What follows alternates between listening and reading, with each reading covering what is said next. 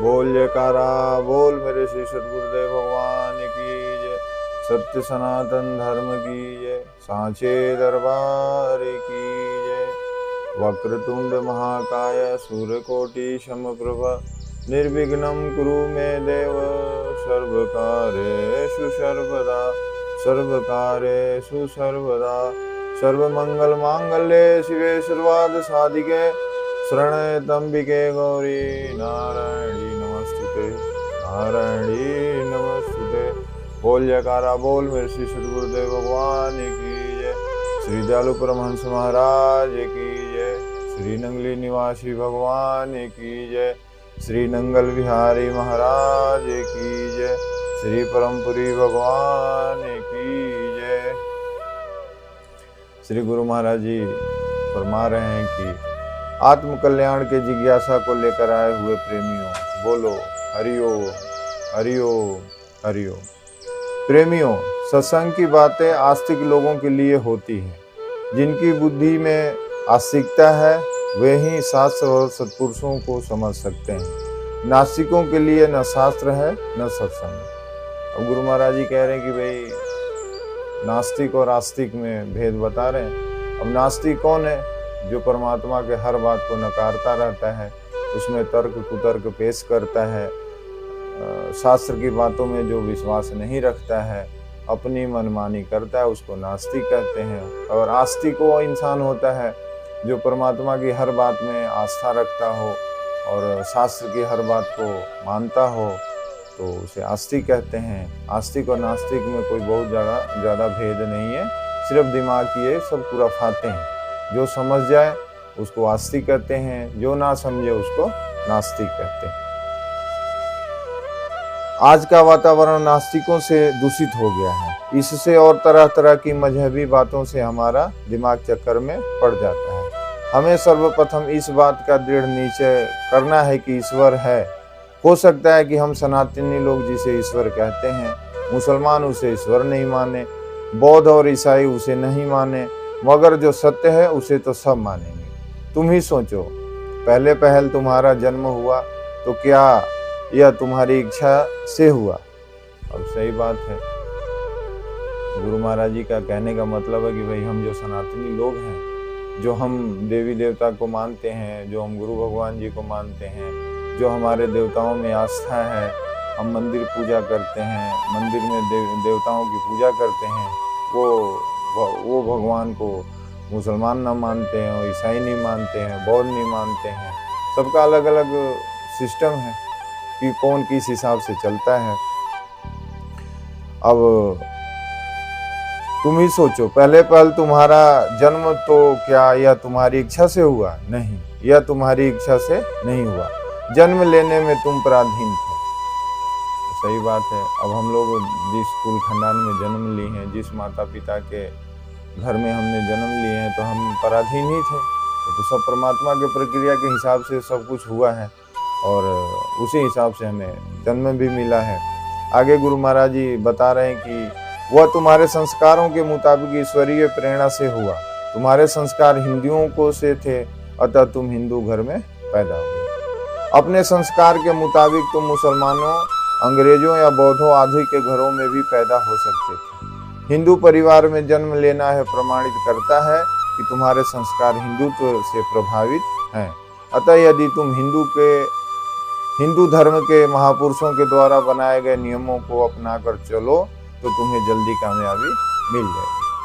सही बात है। अब हम लोग सनातनी हैं, सनातन धर्म में हमारा जन्म हुआ है, हमारे माता पिता सनातनी हैं, हमारे गुरु महाराज सनातनी हैं, हमें जो शिक्षा दीक्षा मिली है वो भी सनातनी के हिसाब से मिली है। तो हम अपने ही मजहब के सिस्टम से चलेंगे तो हमारा तरक्की जल्दी हो जाएगा। और गुरु महाराज यही स्पष्ट रूप से समझा रहे हैं कि भाई तुम दुनिया के बातों में मत करो। दुनिया की बातें तो अब 4 लोग हैं, 4 तरह का उनका सिस्टम है, 4 तरह का दिमाग है, 4 तरह की वो बातें करते हैं। इसलिए आपको जो सिस्टम मिला है, जो प्रेरणा आपको अपने धर्म से मिलता है, अपने ज्ञान से मिलता है, अपने गुरु महाराज जी से जो प्रेरणा मिलता है, जो आपके माता पिता के द्वारा प्रेरणा दी जाती है, उस प्रेरणा से अगर आप चलोगे तो आपका जीवन जल्दी सफल होगा।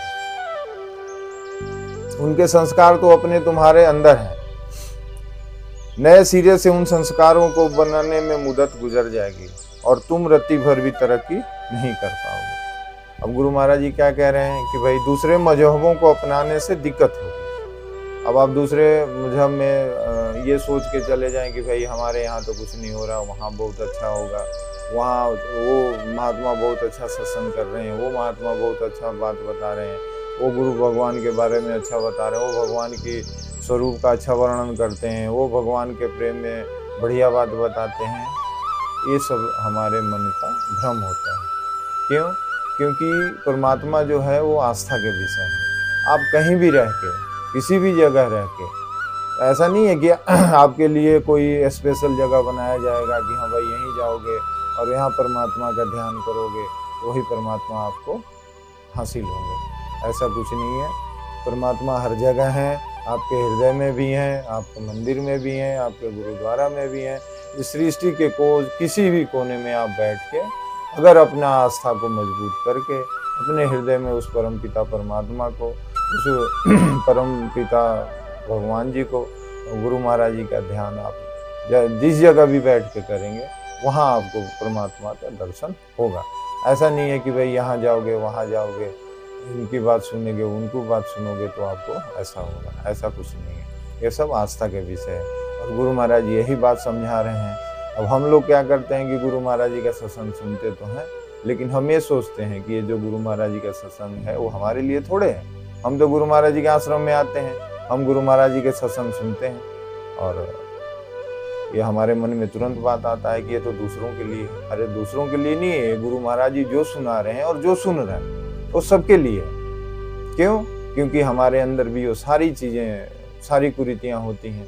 अब हम जैसे सत्संग में बैठते हैं, 2 4 10 लोग बैठते हैं, किसी को अच्छा जगह नहीं मिला, वहाँ भी उसको मन में फर्क आ जाता है, तुरंत उसको गुस्सा आता है कि यार मेरे को ऐसा जगह नहीं। तो ये छोटी छोटी जो बातें हैं कि हमारे मन में क्रोध कब आता है, हमारे मन में काम यानी कामना की भावना कब आती है, हमारे मन में लोभ कब आता है। अब लोभ की बात ही ले लो। अब आप गुरु दरबार में जाते हैं, लंगर में बैठते हैं, वहाँ लंगर में खाना खाने लगते हैं। कभी किसी को सब्जी मिलता है, कभी किसी को दाल मिलता है, कभी किसी को रोटी मिलता है, आदमी तुरंत चिल्लाने लगता है, अरे भैया इधर आओ, मेरे को ये दे दो, अरे भैया इधर आओ। अरे भाई शांति से बैठो, गुरु महाराज जी के दरबार में आए हो, अपने घर में तो रोज बैठ के खाते ही हो, दुनिया भर की चीजें खाते हो। अगर 1 दिन 2 दिन गुरु दरबार में गए हो, वहाँ शांति से बैठ जाओ। जो गुरु दरबार के तरफ से आपको प्रसाद मिलता है उसको प्रेम से ग्रहण करो। वहाँ जाओ, शांति से वहाँ की सेवा करो। किसी से कोई बहस मत करो, किसी से कोई ऊंच नीच का भाव मत रखो। कभी किसी से ये मत सोचो कि मेरे को यहाँ जगह मिला बैठने को, मुझे यहाँ सोने को मिला, मुझे यहाँ रुकने को जगह मिला। ऐसा कुछ भाव होना नहीं चाहिए। आपको तो ये सोचना चाहिए कि परमात्मा का कितना बड़ा, गुरु महाराज जी का हम लोगों को ऊपर कृपा है कि पहले के ज़माने में लोगों के पास न आश्रम होता था, न लोगों के पास छत होती थी। लोग ऐसी तीर्थाटन में जाते थे, खुले आसमान के नीचे बैठते थे, खुले आसमान की जगह रहते थे। सब कुछ करते हुए भी उनकी आस्था मजबूत थी और वो आस्तिक बन के चलते थे। अब हम लोगों के लिए तो परमात्मा के तरफ से, गुरु घर के तरफ से सब कुछ व्यवस्था है। खाने की व्यवस्था है, सोने की व्यवस्था है, रहने की व्यवस्था है, अच्छे से अच्छे आपको सारा चीज़ प्रयोग में करने की व्यवस्था है। तो भी हम जाके वहाँ अपना वही पूरा फाती दिमाग लगा देते हैं कि ये गुरु दरबार में ये नहीं है तो गुरु दरबार में वो नहीं है, तो यहाँ अच्छा सोने की व्यवस्था नहीं है तो खाने की व्यवस्था नहीं है। ये सब सारी बातें जो है वो गलत है और ऐसा नहीं होना चाहिए। तो गुरु महाराज यही समझाने की कोशिश कर रहे हैं कि दूसरे मजहबों की बातों में अगर आप आते हो, दूसरे मजहबों की बात को आप मानते हो तो आपका जीवन में कभी तरक्की नहीं होगा। आप जिस जगह में जन्म हुआ है, आपका जो आपको ज्ञान मिला है, जिस शास्त्र का आप ज्ञान धारण किए हैं, उसी हिसाब से आप चलोगे तो आपका कल्याण हो सकता है। अब गुरु महाराज जी इसी पर एक उदाहरण दे रहे हैं। एक दफा की बात है, मुसलमानों ने एक हिंदू को पकड़ लिया जो उसे मुसलमान बनाने के लिए ले चले। वे उसे मस्जिद में ले गए और उसे कलमा याद करा दिया। वह कलमा पढ़ने लगा। उन्होंने सख्ती से कहा कि वह हरदम यही पढ़ा करे। जागते रहने पर तो डर के मारे वह कलमा पढ़ा करता था, किंतु जब वह सो जाता था तो नींद में करवट बदलते वक्त कहता था, हे राम हे राम। तो सही बात है। अब जो 40 साल 50 साल जिस आधार से वो चल रहा है, जो भगवान राम जिसके हृदय में 40 साल से बचपन से ही जिसको मिले हैं, उसको मंत्र के द्वारा मिले हैं, उसको माता पिता के द्वारा संस्कार मिले हैं। अगर आप जबरदस्ती उस चीज को अलग करने की कोशिश करोगे तो संभव नहीं है। किंतु जब वह सो जाता था तो नींद में करवट बदलते वक्त कहता था, हे राम हे राम। एक बार उसे ऐसा कहते हुए मौलवी ने पकड़ लिया और कहा, तुमने फिर राम कहना शुरू किया, अल्लाह अल्लाह कहा करो। उसने जवाब दिया, मौलवी साहब 40 साल से यह राम मेरे अंदर घुसा पड़ा है। तुम्हारा अल्लाह तो आज सवेरे घुसा है, अब आज का अल्लाह 40 साल के राम को कैसे निकाले? 10-20 साल बीतने तो दो। अब ये बात समझने वाली है कि भाई जिसका जो आस्था है, जिस आस्था में जो रहता है, जो जिस इष्ट को वो कोई हर आदमी का कोई न कोई इष्ट अपने जीवन में धारण कर ही लेता है।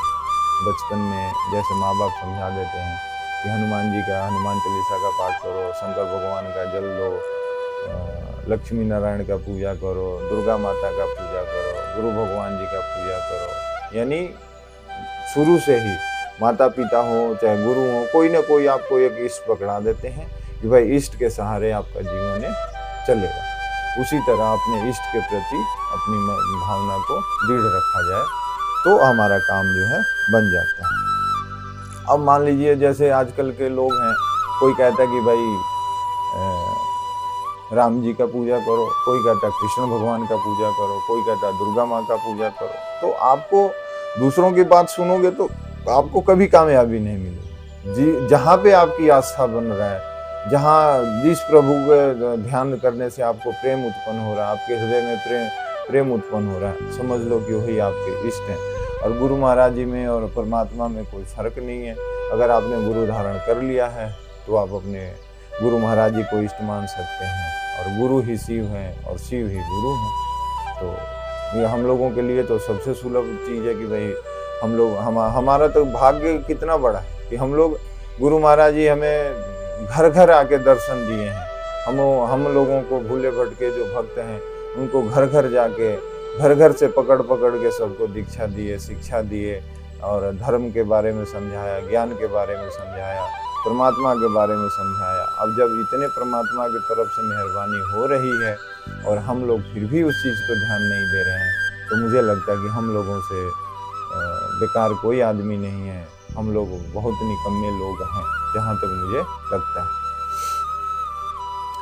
अब गुरु महाराज जी आगे कह रहे हैं कि तो यह है संस्कारों की बात। तुम्हारे संस्कार हिंदू के बने हैं। तुम यदि उस रीति रिवाज के मुताबिक चलोगे तो अध्यात्म में तुम्हारी तरक्की जल्दी होगी। वह ईश्वर सारे मजहबों का एक ही है, 10-20 या 10-20 नहीं है। सबको वहीं पहुंचना है। हाँ, वहां पहुंचने पर इसका कोई महत्व नहीं होता। सभी मजहबी झगड़े ईश्वर को प्राप्त करने लेने के बाद स्वयं ही समाप्त हो जाता है। इसलिए तुम जिस रास्ते पर चल रहे हो उसी पर चलकर अपनी मंजिल तय करो। गुरु महाराज जी भी यही बात कह रहे हैं कि भाई जो रास्ता आपको मिला है उस रास्ता को दृढ़ता से पकड़ो और उसी रास्ता को पकड़ के चलते रहो। इसमें अपना ज्यादा दिमाग लगाने की जरूरत नहीं है। हिंदू लोग अवतारवाद को मानते हैं। दूसरे मजहब वाले कहते हैं कि प्रभु का कभी अवतार नहीं होता, उस प्रभु को यहाँ आने की जरूरत ही नहीं पड़ती है। हम भी यह मानते हैं कि भगवान निर्गुण, निराकार, अभेद और अकाट्य हैं, अछेद, अभेद्य और अकाट्य हैं, मगर उसे पाने के लिए प्रक्रिया तो चाहिए ना। अब देखिए, अब इसमें सगुण और निर्गुण की बात गुरु महाराज जी समझा रहे हैं। अब सगुण निर्गुण का क्या है? अब जिसको कुछ नहीं करना होता है, जिसको सुबह उठ के भगवान का ध्यान नहीं करना होता है, दरबार की सेवा नहीं करनी होती है, गुरु महाराज जी की सेवा नहीं करना होता है, या वो किसी बंधन में नहीं रहना चाहता है। जो इंसान किसी बंधन में नियमा अनुसार नहीं रहना चाहता है वही निर्गुण का बात करता है। क्योंकि उसके जीवन में रोक टोक करने वाला कोई है नहीं। अब सगुण क्या है कि सगुणता में अगर आप अपने परमात्मा को मान लिए हैं, आप गुरु महाराज जी को मान लिए हैं, तो आपके हर छोटी छोटी बातों में वो परमात्मा का विचार दिखाई देता है, परमात्मा का व्यवहार दिखाई देता है। गुरु महाराज जी का बात आपको याद आता है कि भाई हमें झूठ नहीं बोलना चाहिए, हमें गलत काम नहीं करना चाहिए, हमें किसी को सताना नहीं चाहिए, हमें सबको प्रेम, सबके साथ प्रेम से रहना चाहिए और प्रेम के हिसाब से चलना चाहिए। तो सगुण और निर्गुण के बात वही भक्त लोग करते हैं जिनको कुछ नहीं करना होता है, खाली हवाबाजी करने होते हैं, दुनिया भर की बातें उनके दिमाग से सुन लो। ऐसा लगता है कि जैसे अब हम लोग भी कहीं जाते हैं तो लोग ज़्यादातर निर्गुण की ही बात करते हैं, हम तो निर्गुण निराकार साकार को मानते हैं। अरे भैया, तुम्हारे निर्गुण निराकार साकार का तो तुम मर्म ही नहीं जानते हो। अरे वो तो हर जगह व्याप्त है। अब निर्गुण निराकार को पकड़ तो सकते नहीं, अब अपने कर्म को भी शुद्ध नहीं कर सकते, क्योंकि वो निराकार जो है वो न तुम्हें टोकने वाले हैं, न तुम्हें रोकने वाले हैं, न तो कुछ कहने वाले हैं, और उनकी बात को तुम्हें समझ ही नहीं आएगा तो तुम करोगे क्या। लेकिन सगुण साकार में क्या है कि आपको कोई न कोई महापुरुष से आपको ज्ञान मिलता है, कोई न कोई महापुरुष की बात आपके दिमाग में आती है, कोई न कोई देवी, मान लीजिए जैसे शंकर भगवान का ही हम ध्यान करते हैं तो शंकर भगवान की कहानियाँ हम पढ़ते हैं, उनकी माता पार्वती के साथ जितनी भी लीलाएं हैं उन चीज़ को पढ़ते हैं, तो उसमें भी हमें ये समझाया जाता है कि भाई ऐसा करोगे तो ऐसा फल मिलेगा, वैसा करोगे तो वैसा फल मिलेगा। तो उस हिसाब से आदमी के मन में थोड़ा भय होता है, और भय बिना होते ही प्रीत, तो भय के बिना प्रीत नहीं होता है। इसलिए निर्गुण निराकार और सगुण साकार की बातें जो है वही लोग करते हैं जिनको कुछ भी नहीं करना होता है, दूसरों को भ्रम में डालना होता है। खुद तो भ्रम में होते ही हैं, लेकिन दूसरों को भी भ्रम में डाल देते हैं। आगे गुरु महाराज जी कह रहे हैं कि निराकार अच्छेद अभेद और अकाट्य है, मगर उसे पाने के लिए कोई प्रक्रिया तो चाहिए नहीं। यदि हम उचित प्रक्रिया को अपनावें तो उस ईश्वर को अवश्य प्राप्त कर लेंगे। सगुण का आधार लेकर ही हम निर्गुण सत्ता को पकड़ सकते हैं। भक्ति और उपासना से सगुण स्वरूप की जा सकती है। सगुणोपासना से हमारा अंतःकरण शुद्ध होता है, फिर इस शुद्ध अंतःकरण में सच्चे ज्ञान का उदय होता है। अभी तो हमारे पास केवल किताबी ज्ञान है, इस ज्ञान से हमारा काम नहीं चलने वाला। अब वही बात है कि सगुण और निर्गुण के चक्कर में आदमी फंस के रह जाता है। 2, 4, 10 किताबें पढ़ लिया, रामायण की बुक पढ़ ली, महाभारत गीता पढ़ लिया, 2, 4 इधर उधर से बातें पढ़ ली, और आजकल तो दुनिया भर के YouTube चैनलों पर ज्ञान की बातें आती हैं, एक से एक लोग समझाने वाले हैं, एक से एक लोग बताने वाले हैं, आपकी मति को भ्रम हो जाता है। तो इसलिए आपके जो आसपास जो सिस्टम चल रहा है उस सिस्टम में आप रहेंगे तो आपकी तरक्की जल्दी होती है, नहीं तो भटकने के लिए तो दुनिया है ही है, भटकते रहिए, जितना मर्जी आप भटक सकते हैं। अब गुरु महाराज जी आगे बता रहे हैं कि प्रारब्ध भोगने के लिए ही तुम्हें यह शरीर मिला, तुम्हें जितना सुख दुख होना है वह तो होगा ही, तुम्हारे मांगने या न मांगने से इसमें कोई कमी बेसी नहीं है। गुरु महाराज जी भी स्पष्ट कह ही रहे कि भाई जो, अब इसमें एक बात आती है कि महाराज जी की ही बात है कि पहले प्रारब्ध बना, पीछे बना शरीर, और चिंता तुलसी मत करो, भजलो श्री रघुवीर, यानी हमारा शरीर इस धरती पर आने से पहले ही हमारा प्रारब्ध बन जाता है। तो जब प्रारब्ध पहले ही बन गया है, सब कुछ पहले ही लिख दिया गया है, तो इस पे हमें सिर्फ विश्वास करना है। तो अगर भगवान का हम पूजा पाठ करते हैं, आराधना करते हैं, तो फिर हमें इन चीज़ों को के लिए ज़रूरत ही नहीं है, मांगने की ज़रूरत नहीं है। गुरु महाराज ये स्पष्ट रूप से ही कह रहे हैं कि तुम्हारे मांगने या न मांगने से इसमें कोई कमोबेशी नहीं होना है, जो प्रारब्ध में लिखा है वही होना है। व्यवहार में तुम देखते ही हो कि जब तक बच्चा अपनी माँ से कुछ नहीं मांगता, तब तक माँ बच्चे से कुछ भी छिपा कर नहीं रखती है। बच्चे को कब क्या चाहिए वह जानती है और वह पूरा करती रहती है, लेकिन जब बच्चा मांगकर उसे तंग करने लगता है, तब माँ भी बच्चे से सामान छिपाने लगती है। हम भी भगवान के बच्चे हैं, अगर हम उनके सामने इच्छाएं पेश करेंगे तो चीजें हमसे छिपा ली जाएगी। अगर कोई इच्छा रखते हैं उस प्रभु से, सिर्फ उसी को मांगते हैं, तब हमारी सारी जिम्मेवारी उसी के ऊपर आ जाती है। अब गुरु महाराज जी का कितना स्पष्ट बात है। अब जब इतना स्पष्ट बात हम लोग सुन के भी और इस चीज़ को नहीं मानेंगे, हम नहीं करेंगे। अरे गुरु महाराज जी ये जो सत्संग की बातें कहें वो हम ही लोगों के लिए कहें, कोई गैर दुनियादारी लोगों के लिए नहीं कहें। हम लोग जितने अपने गुरु महाराज जी के भक्त हैं, प्रेमी हैं, गुरु भाई हैं, तो हम ही लोगों के लिए इस पर विश्वास करने के लिए ही कह रहे हैं कि भाई जो हमारे प्रारब्ध में लिखा है वही होगा। उसके लिए परमात्मा के पूजा में, पाठ में, दुनियादारी में ये सब नहीं लाने की ज़रूरत है कि भाई हे गुरु महाराज जी हम ये कर रहे हैं तो हमारा ये काम कर दो हमारा। अरे गुरु महाराज जी से गुरु महाराज जी को ही मांग लें तो हमारा सारा जिम्मेवारी गुरु महाराज जी को हो जाता है। और गुरु महाराज जी यही समझाने की भी कोशिश कर रहे हैं और कितना बढ़िया बात समझा रहे हैं कि माँ और बेटे का रिश्ता से दुनिया में, इस संसार में बढ़िया रिश्ता कोई नहीं होता है। उसी तरह भगवान और भक्त का रिश्ता होता है। अगर माँ, बच्चा जो है माँ से हर चीज़ के लिए जिद करता है, हर चीज़ के लिए बोलता रहता है, तो माँ धीरे धीरे उसे हर चीज़ छुपाने लग जाती है। उसी तरह हम भी गुरु महाराज जी के दरबार में जाते हैं या मंदिर में जाते हैं और भगवान से हम ये आस्था रखते हैं कि गुरु भगवान हमें आपके पूजा पाठ करें तो हमारा ये काम बन जाए। तो उसी तरह भगवान भी क्योंकि भगवान पहले ही आपके जन्म धारण करने से पहले परमात्मा ने आपको सब कुछ अवेलेबल करा दिया है। अच्छे माता पिता का घर दिया है, अच्छे माता पिता, संस्कारी माता पिता दिए हैं। आप जैसी हो संभालते हो, आपको गुरु दरबार मिल जाता है। तो जब परमात्मा ने सब कुछ आपको दे ही रखा है तो सकामतापूर्ण परमात्मा की भक्ति होनी चाहिए और सकामतापूर्ण गुरु महाराज जी का नाम जप होना चाहिए। जो गुरु महाराज जी आपको नाम जप बता रहे हैं, जो आज्ञा दे रहे हैं, उसमें सकामता ही होनी चाहिए, निष्कामता ही होनी चाहिए, उसमें सकामता नहीं आनी चाहिए। अब गुरु महाराज जी आगे कह रहे हैं, कहा गया है कि खुदा के हाथ में दे दिया जिसने अमानत को, खुदा के हाथ उड़ जाते हैं खुद उसी की हिफाजत। सही बात है, जब हमने अमानत सब प्रभु के हाथ में दे दिया।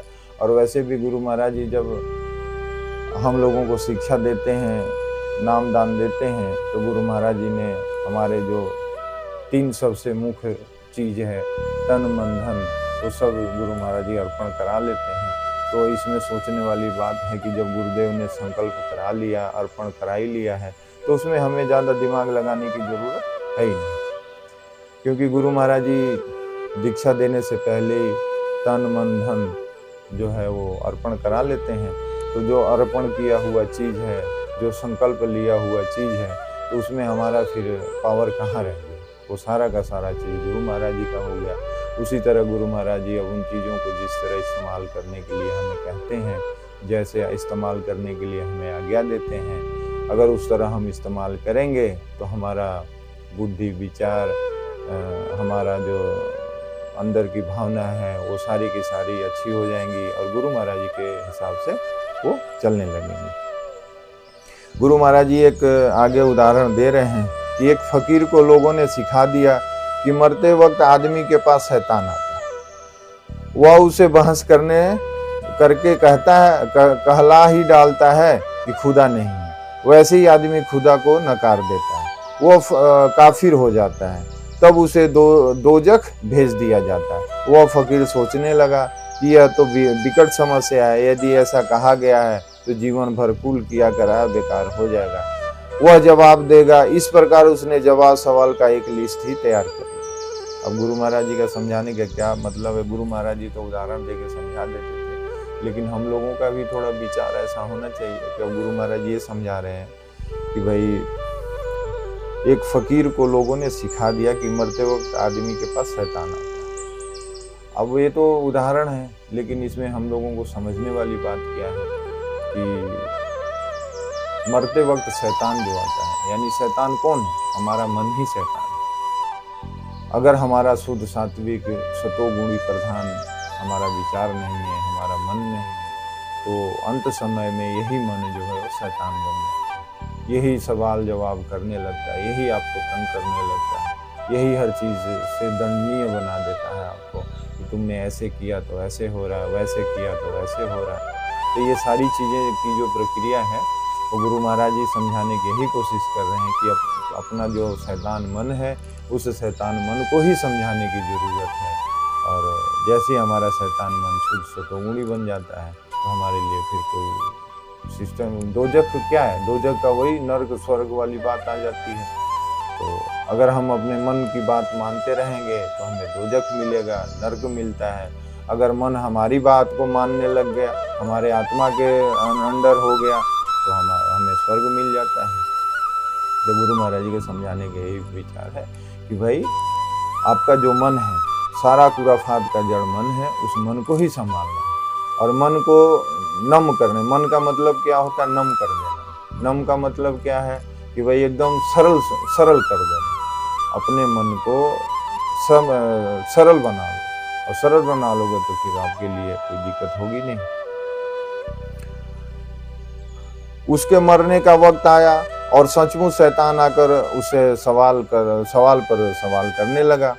उसे जो जो जवाब याद किए थे वे सब बतलाए और अंत में सभी जवाब एक एक करके खत्म ही हो गए। उधर शैतान के सवाल रुके ही नहीं। अब फकीर बड़ा घबराया कि हमें कहीं ऐसा न हो कि कहना पड़ जाए कि खुदा नहीं है। ऐसे समय में उसने अपने पीर को याद किया। वे उस समय उजू कर रहे थे। उसने अर्ज किया, महाराज मैं इसे कौन सा जवाब दूं कि मेरा अस्तित्व कायम रहे। पीर ने उजू का लोटा जमीन पर पटक दिया और उसे तसव्वुर में बताया कि तुम उसे कहो कि हम बिना बहस किए ही यह मानते हैं कि खुदा है। चाहे तुम लाख तर्क करो, हम यही मानते हैं कि खुदा है। इस तरह से भक्तों की नास्तिकों के जाल से में नहीं पड़ना चाहिए। वे कितने भी दलीलें पेश करें, भक्तों को दृढ़ता में फर्क नहीं आना चाहिए। अब सारी बात के मतलब कहने का मतलब क्या है कि अपने पीर पर, अपने इष्ट पर आप भरोसा रखो।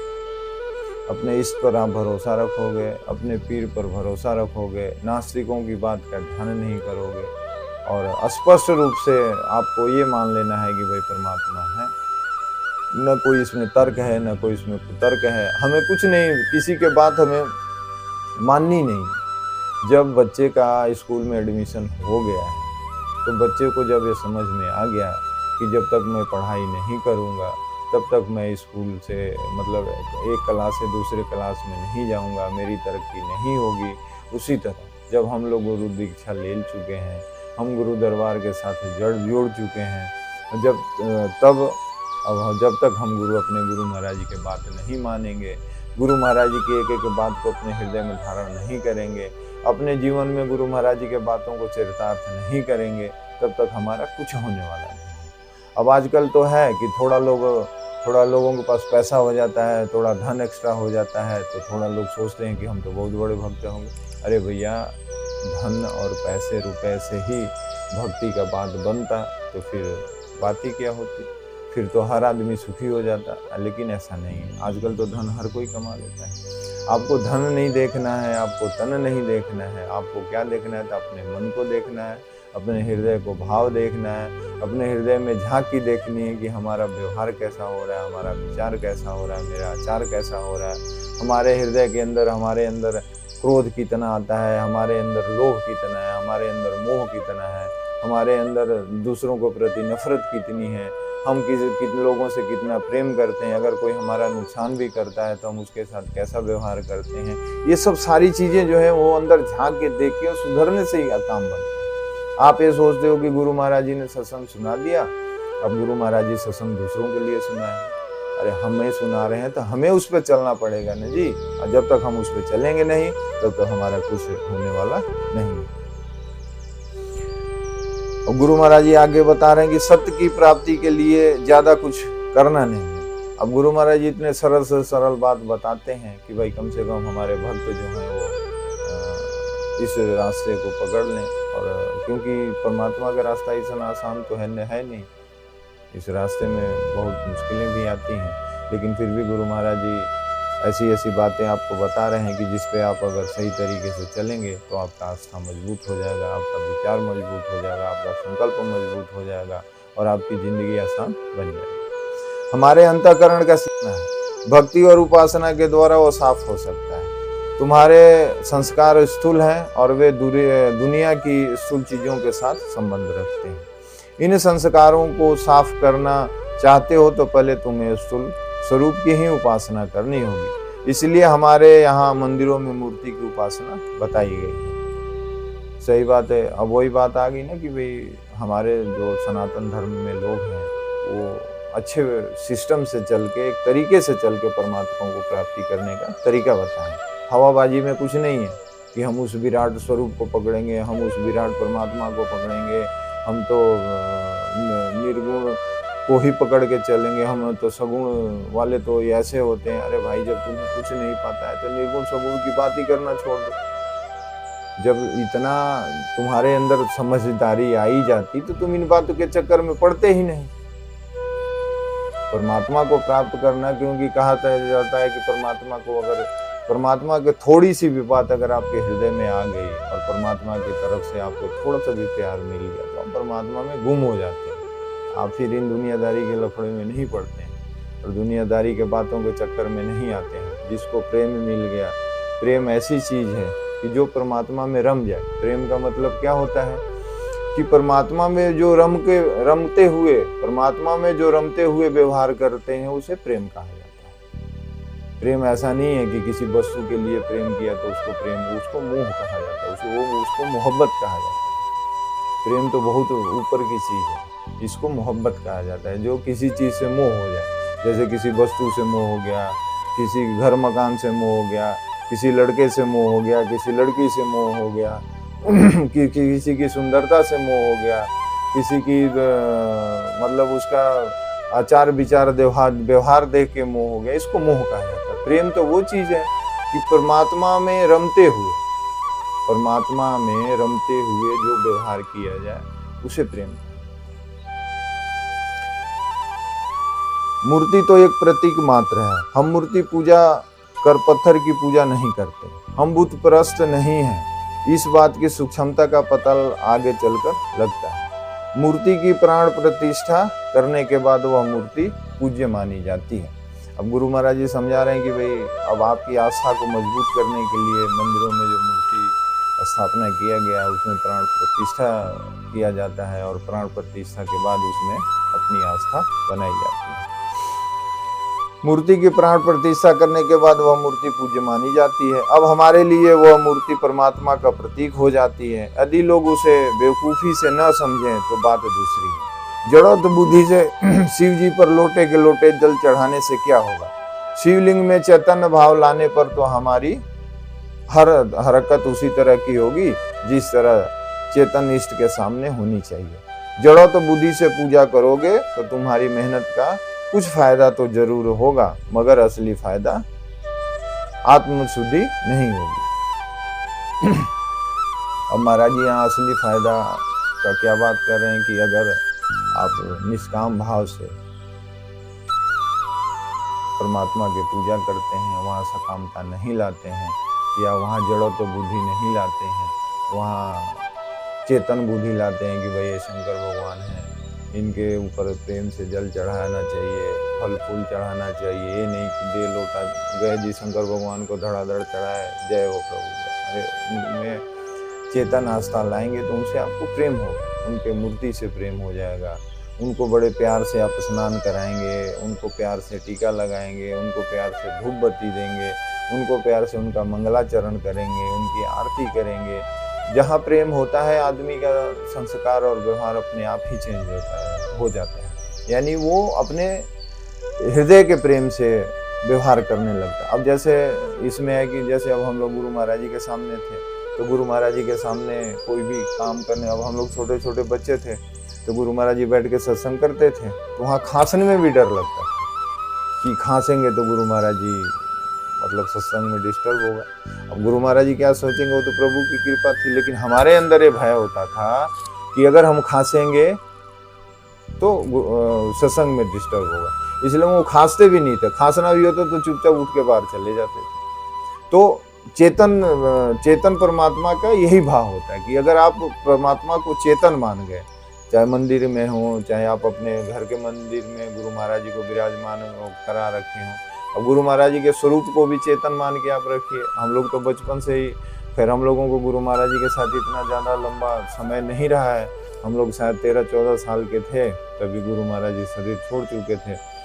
तो उसी हिसाब से हम लोग तो शुरू से गुरु महाराज जी के स्वरूप को ही चेतन मान के पूजा आरती किए हैं, अपनी छोटी छोटी बात उनसे शेयर किए हैं। कोई सुख होता था, कोई दुख होता था, कोई परेशानी होती थी, घर में माँ बाप भी डांटते थे तो भी गुरु महाराज जी के स्वरूप के सामने जाके उनके सामने हम रोते थे।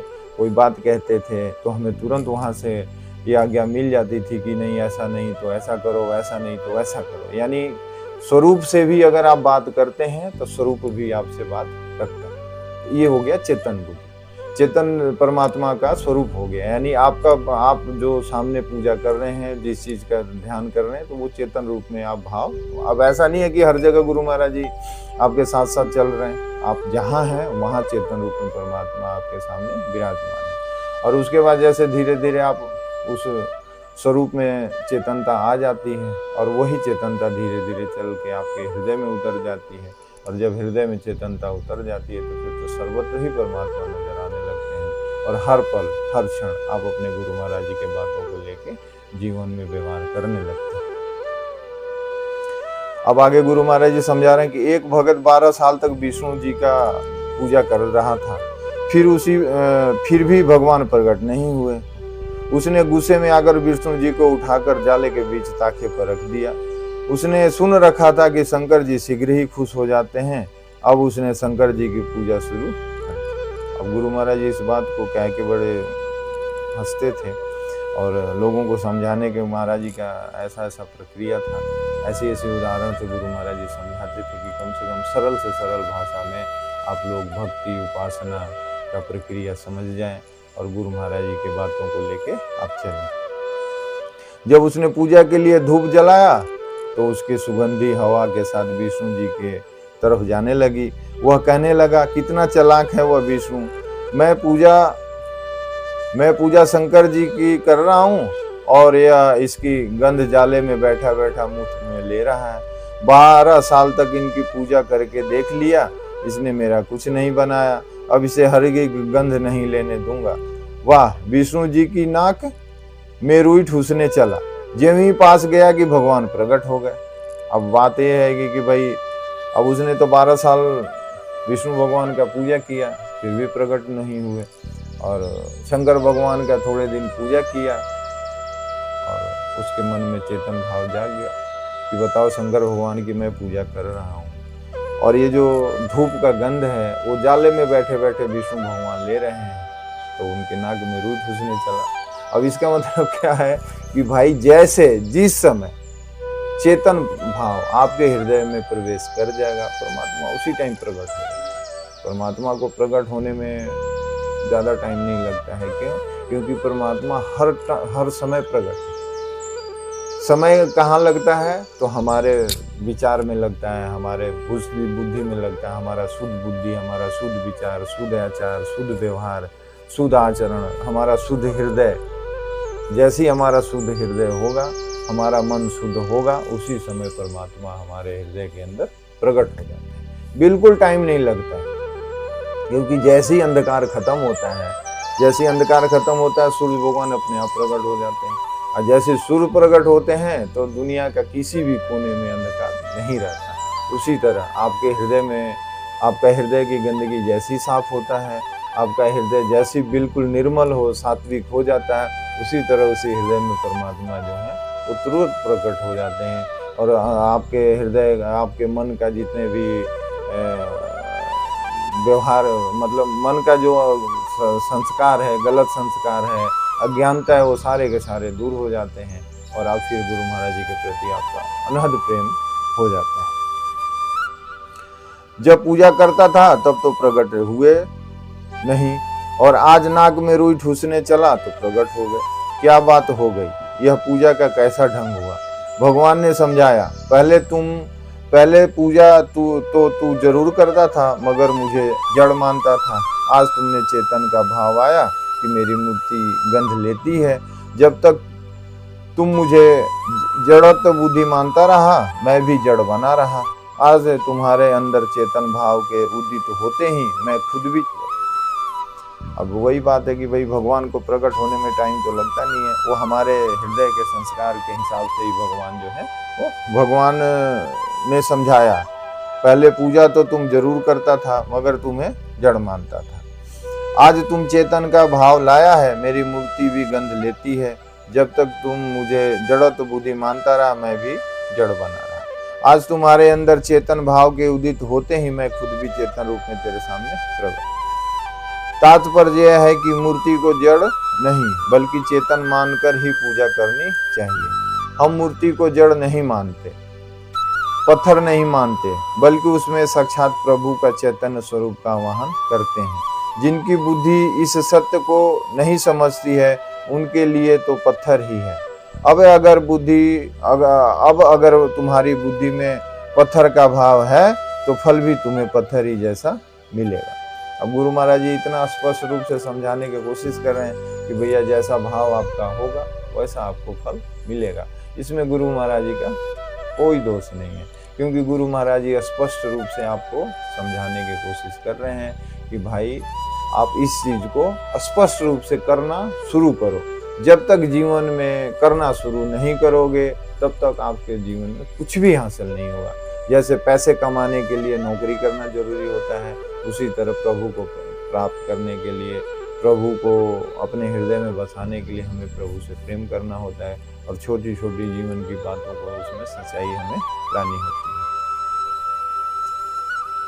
अब गुरु महाराज जी आगे कह रहे हैं कि जाकी रही भावना जैसी प्रभु मूरत देखी तिन तैसी। अब जिसकी जैसी भावना होती है परमात्मा उसके हृदय में उसी तरह दर्शन देते हैं।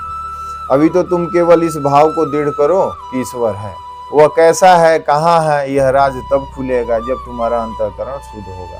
तुम्हें यह मानना होगा कि ये राम है, ये कृष्ण है, ये शिव है, ये गुरु है।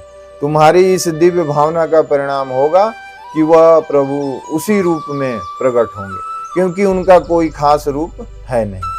भगवान श्री कृष्ण स्वयं अर्जुन के सामने खड़े हैं, ठीक वैसे ही बातें कर रहे हैं जैसे मैं तुमसे कर रहा हूँ।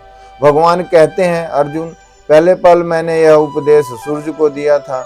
अर्जुन कहने लगा, गजब कर दिया आपने, आप तो हमारी बराबरी के हैं, लंगोटिया यार हैं। सूर्य तो पता नहीं कब का है, फिर अपने सूर्य को उपदेश कब और कैसे दिया। भगवान बोले, अर्जुन मेरे और तुम्हारे असंख्य जन्म हो चुके हैं, तुम उन्हें नहीं जानते, मैं जानता हूं। अब बात वही हो गई कि भाई अर्जुन जो है वो भगवान कृष्ण का दोस्त था, रिश्तेदार भी था। अब जैसे हम लोग ही थे कि हम लोग गुरु महाराज जी हमें गुरु महाराज जी को प्राप्त करने में हमने कितना मेहनत किया। क्या हम कहीं गुरु महाराज जी को ढूंढे, कहीं गए, जंगल गए, कहीं खोजे? नहीं, हम लोगों को गुरु महाराज जी कितने आसानी से मिले।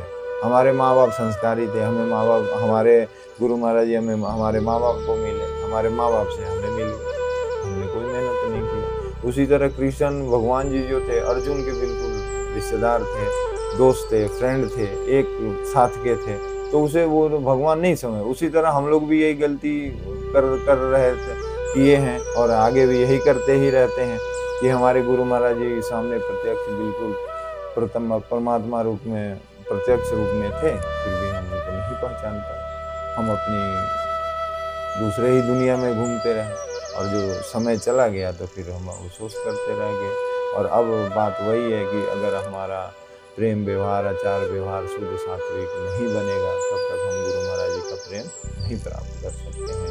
चाहे आप जो भी सोच लें, जो भी समझ लें, करना तो पड़ेगा ही आपको। कहते हैं ना कि अगर कान छिलवाना है तो गुड़ खाना है तो कान छिलवाना ही पड़ेगा, वही वाली बात है। अब अर्जुन ने पूछा, भगवान इसे भिन्न भी आपका कोई जन्म हुआ है क्या? भगवान बोले, अरे मैंने तो अपनी योग माया को ग्रहण करके इस जगत के कल्याण के लिए यह विग्रह धारण किया है। मैं शरीर थोड़े हूँ, मैं तो इस शरीर में रहने वाला महान चैतन्य विराट ब्रह्म हूँ। अर्जुन की बुद्धि चक्कर खा गई। उसने पूछा, भगवान क्या मैं आपके उस विराट स्वरूप को देख सकता हूँ? भगवान बोले, इस स्थूल आँखों से तुम उसे नहीं देख सकते। इनसे तो नाशवान चीजें ही देखी जा सकती है, क्योंकि वे स्वतः विनष्ट होने वाली है। तुम मेरे अनन्य प्रेमी हो, इसलिए तुम्हें अपनी विशेष कृपा से वह दिव्य दृष्टि प्रदान करता हूँ जिसे तुम मेरे विराट स्वरूप का साक्षात कर सको। अब तो भगवान जो दिव्य दृष्टि की बात कर रहे हैं, तो भगवान कृष्ण भी उस जमाने का द्वापर युग की बात है।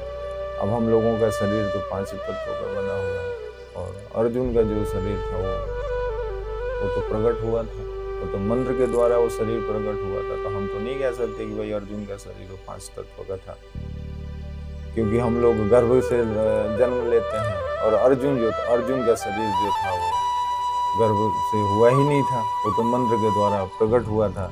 जैसे कर्ण का शरीर सूर्य भगवान ने शरीर को प्रकट किया, उसी तरह अर्जुन थे, युधिष्ठिर जी थे, भीम थे, नकुल सहदेव का शायद गर्भ के द्वारा उनका शरीर प्रकट हुआ था, लेकिन अर्जुन और भीम और युधिष्ठिर का नहीं हुआ।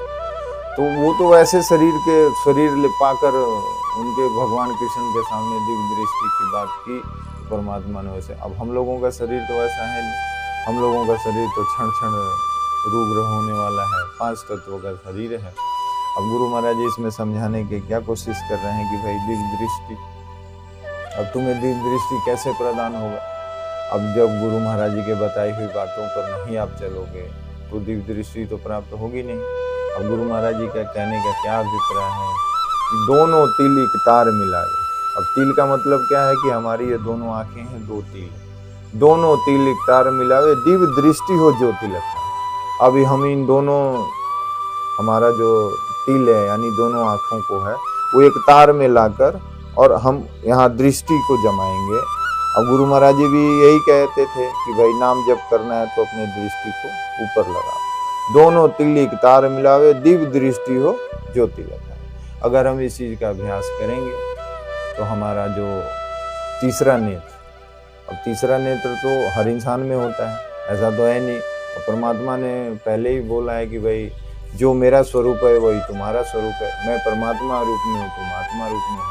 तो भगवान शंकर के पास भी त्रिनेत्र है, तो आपके पास भी त्रिनेत्र है, लेकिन उस त्रिनेत्र को खोलने का तरीका गुरुदेव क्या करते हैं कि वो तरीका बताते हैं। गुरुदेव क्या करते हैं कि वो रास्ता बताते हैं कि परमात्मा को कैसे प्राप्त किया जा सकता है, परमात्मा का दर्शन कैसे किया जाता है, परमात्मा के सिस्टम में कैसे रहा जाता है, वो तरीका गुरुदेव बताते हैं।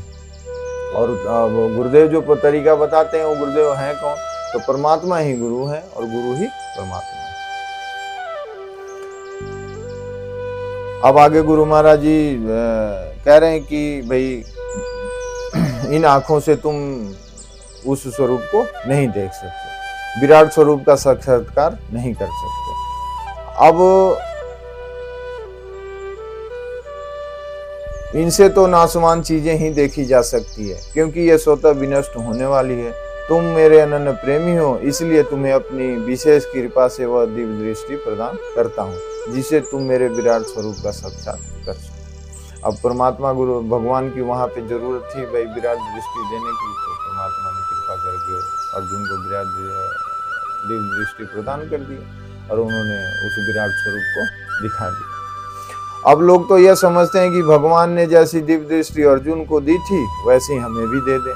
मैं पूछता हूँ कि भगवान ने वह दिव्य दृष्टि दुर्योधन को क्यों नहीं दे दी थी? यदि दुर्योधन को दिया होता तो महाभारत का युद्ध ही नहीं होता।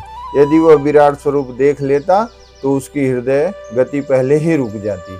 यदि वह बच भी जाता तो लड़ाई न करता, क्योंकि तमाम कौरवी सेना पहले ही विराट भगवान के दांतों में पीसकर चूर्ण होती देखी गई थी। अगर दुर्योधन ने उसे देखा होता तो युद्ध के पहले ही उसकी संकल्प टूट जाता। फिर भगवान ने अर्जुन को ही दिव्य दृष्टि क्यों दी? अब भगवान ने, गुरु महाराज जी का कहने का मतलब क्या था कि भाई अर्जुन जो था वो भगवान कृष्ण के सखा भी था, मित्र भी था और रिश्तेदार भी था, लेकिन फिर भी परमात्मा की, उन प्रभु की बात को मान के चलता था।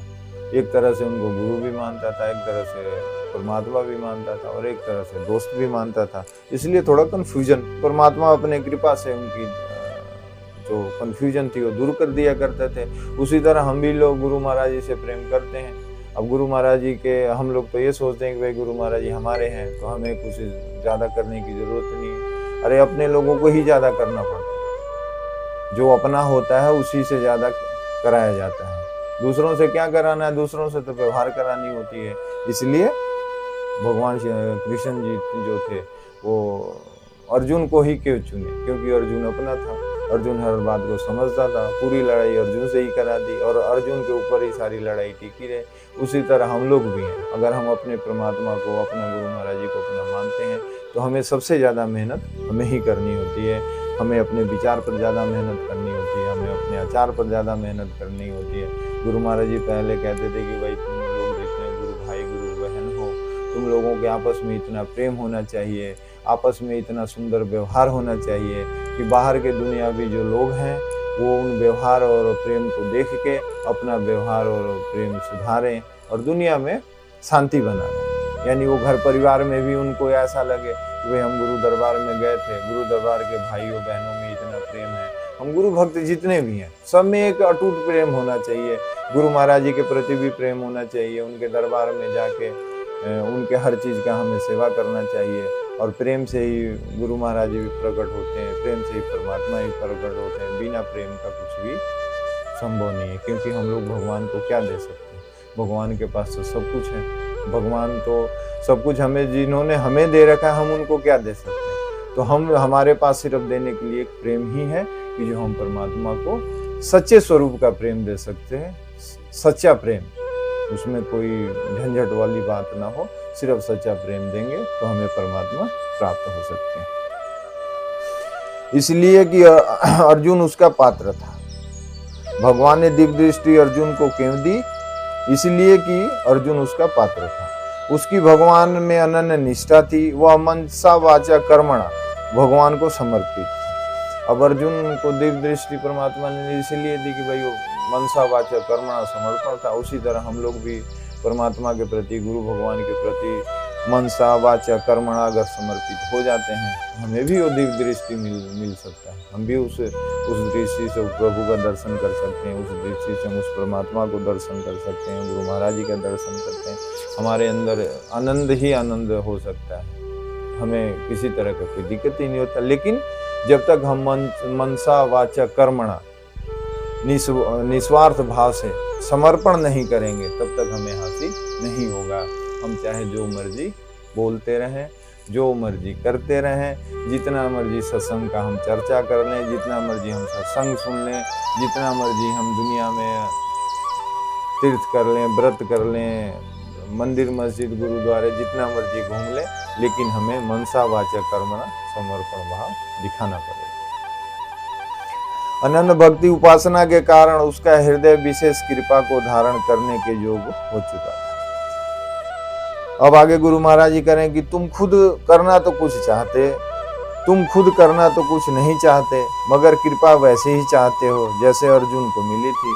तुम भी अपनी निष्ठा दृढ़ किए चलो, आहिस्ते आहिस्ते तुम अर्जुन जैसी कृपा पाने के अधिकारी बन जाओ।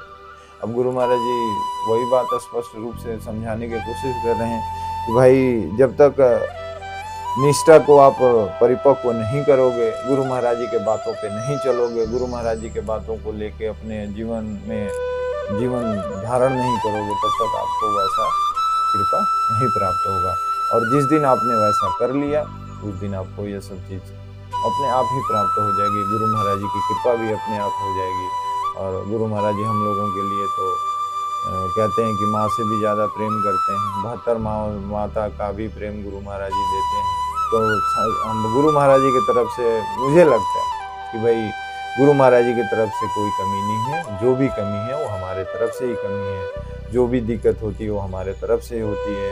हम गुरु महाराज जी को समझ नहीं पाते, हम गुरु महाराज जी की बातों को ध्यान नहीं देते और हम गुरु महाराज जी के बताए हुए रास्ते पर चलने की कोशिश नहीं करते हैं, सिर्फ बात ही करते हैं।